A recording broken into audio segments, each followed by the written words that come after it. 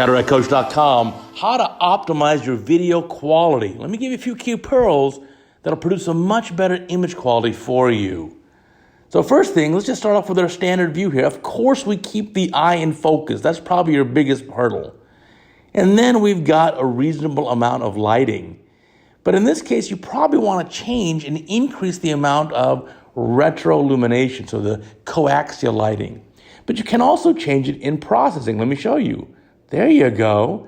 So this is optimized. So we increase here a little bit brighter, a little bit more contrast, and that's helpful.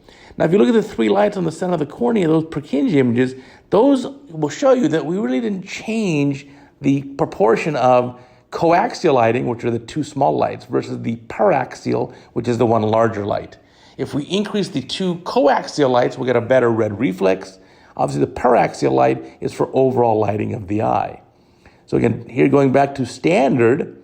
So again, this is done in post-processing, meaning that after the video is recorded, I can go back and adjust things. We can change some of the color parameters. You can bring out some of the more orange tones. You can increase a setting called sharpness, but keep in mind, it can't make a blurry video sharper. And of course, probably the most important one there is increasing the brightness. So you want to do here is get that strong red reflex. That strong red reflex is going to make it a lot easier. So we're kind of going to show you in this video back and forth of optimized or non-optimized. Most important take-home message from this is, number one, you got to record in HD, high definition.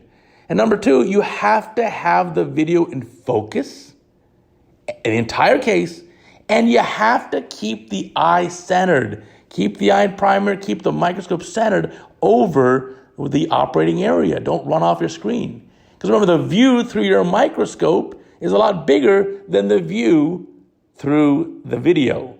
So you may still see the eye in whole view on your microscope, but in the video, it's off. Now, how do you set up the video camera to become sharp? First thing you do is before you do any surgery, focus on something at a very high magnification. And now look at the monitor and then focus there and make sure the monitor, the video monitor, is in sharp focus. So if you want to do the beginning of a case, you can zoom down and focus right at those temporal limbal vessels and make sure that on the video monitor, they're razor sharp. Now look through your oculars. Are they still sharp? If they're blurry, then you got to adjust that. So you have to just make sure that the oculars of your scope are in the same focal plane as the camera is for your microscope. And then you'll get a good video. Now, if you say, I don't have an HD camera on my microscope, there's almost no excuse these days. Why? Because that mobile phone in your pocket definitely has an HD camera. In fact, it probably has a 4K camera. And you can buy adapters very inexpensively online. Heck, you can even 3D print one. An adapter to connect your cell phone camera, your mobile phone camera, to the oculars of your assistant scope. And that will allow you to capture video in HD. I had a nice video from my friend Dr. Ravi Goel in New Jersey who did exactly that, and it was actually very nice. So if you don't have an HD camera built into your microscope or a fancy expensive one in the surgery center, hey, just use your cell phone, your mobile phone.